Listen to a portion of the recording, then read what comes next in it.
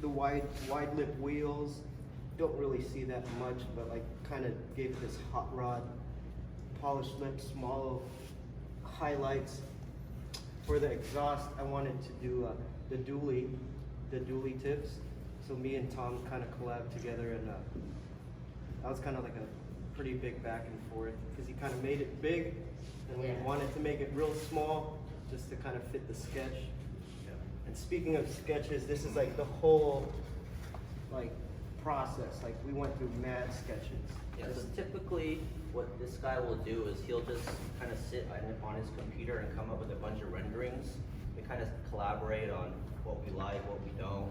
And with this being our 5th build for Honda, that's what the 05 is supposed to signify. Oh, that's cool. But basically everything we do basically is inspired by like a Sid Mead kind of cyberpunk sort of thing.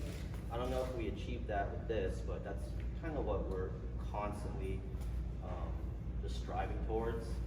Kind of keeping it in bring that to life. keeping it in that like universe, I guess. Yeah. Tron, Blade Runner inspired type stuff.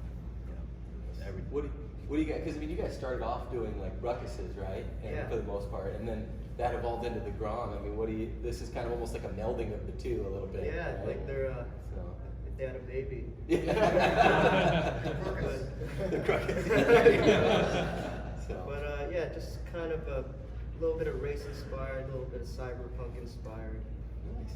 Yeah. Man, it looks killer. That's for Thank sure. you, man. Can you the lights turn on? I only saw them last night, but it was like just kind of the cool little details and stuff that were. So. I like the bubble visor. Yeah, right. That's awesome. It turned out so cool. So awesome.